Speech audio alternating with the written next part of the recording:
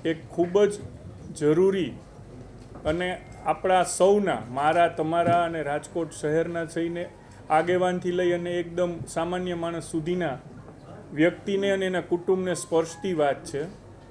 એ વાત છે ખોરાકમાં ભેળસેળની. રાજકોટ મહાનગરપાલિકા ખૂબ મોટા પાયે કડક હાથે એક આની વિરુદ્ધની એન્ટી ડ્રાઈવ લેવા જઈ રહી છે.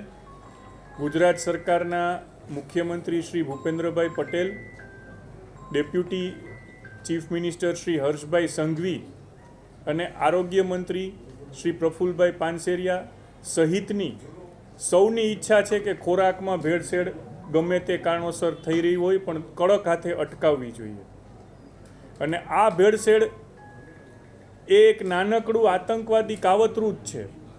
વેપારીઓ સમજણમાં કે અણસમજણમાં ક્યાંક પોતાના વધારે નફા માટે દરેક કુટુંબના નાના બાળકથી લઈ અને અત્યંત વૃદ્ધ પરિવારના વ્યક્તિ સુધીનું મારા તમારા સૌ ઉપર આ એટેક છે.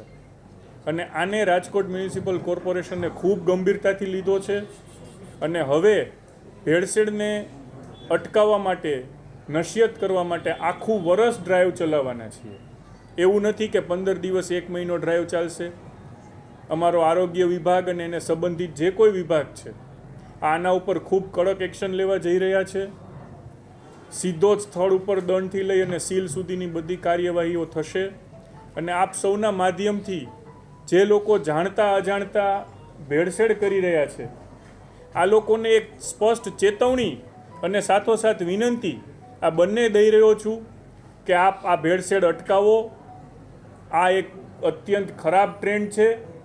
એમના પોતાના બાળકો પણ ક્યાંક બહાર ખાતા હશે ને આવું ખાતા હશે તો એમના માટે પણ ઘાતક છે. એટલા માટે સૌ લોકોના હિતનો, જાહેર સ્વાસ્થ્યનો વિચાર કરી અને આને તાત્કાલિક અટકાવે. અને નહીં અટકે તો તંત્ર ખૂબ કડક હાથે જે કાયદાકીય મર્યાદા છે એમાં કાર્ય કરશે. અને આના ઉપર અત્યારથી જ, આજથી જ, અબઘડીથી અમારી ઝુંબેશ ચાલુ થાય છે. અને અમે આખું વર્ષ પર્યંત અટકાવીને એક મનમાં સંકલ્પ કરીએ છીએ કે રાજકોટના લોકોને ભેળસેળવાળા ખોરાકથી અમારે મુક્તિ અપાવી છે. ને એના માટે જે કોઈ અમારા વિભાગના દ્વારા કાર્યવાહી થશે ને અમારું પૂરું સમર્થન છે. ત્રણ કેટેગરીમાં આપણે અત્યારે ડ્રાઈવ ચાલુ કરીએ છીએ. એક જે સારી કેટેગરી છે કે જે પ્રોપર ઇન્ફ્રાસ્ટ્રક્ચર ધરાવે છે અને ફૂડ બિઝનેસ કરે છે. બીજી કેટેગરી છે કે નોર્મલ ઇન્ફ્રાસ્ટ્રક્ચર છે પણ ફૂડ બિઝનેસ કરે છે. અને ત્રીજી કેટેગરી હોકર્સ ઝોન છે.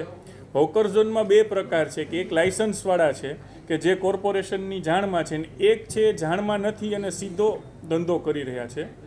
પણ આ બધા જ પ્રકારના વેપારીઓને આવરી લઈ અને આ થશે. ને માત્ર રેસ્ટોરાં નથી, અમે છેક અનાજ જે આપણે આપીએ છીએ ત્યાં સુધી જવાનું પ્લાનિંગ છે. એટલે આ બહુ ડીપ પ્લાનિંગ છે. એક વર્ષમાં માત્ર એવું નથી કે મિલ્કની બનાવટ પ્રાથમિકતા એને આપી છે કે ભાઈ દૂધની ભેળસેળને અગ્રતા લીધી છે કારણ કે રોજે રોજ એની ખપત છે. બધું જ કરવાના છીએ. નાની મોટી ઉણપો હશે તો આપ સૌ ધ્યાનમાં દોરજો. અને સમસ્યાઓ હશે જ પણ સમસ્યાઓની ધ્યાન દોરવાની સાથે તમે જો સમાધાન કહેશો અમને તો અમે તરત જ એક્શન મોડમાં જઈએ અને સમસ્યા અને સમાધાનને ઉકેલની દિશામાં લઈ જશું.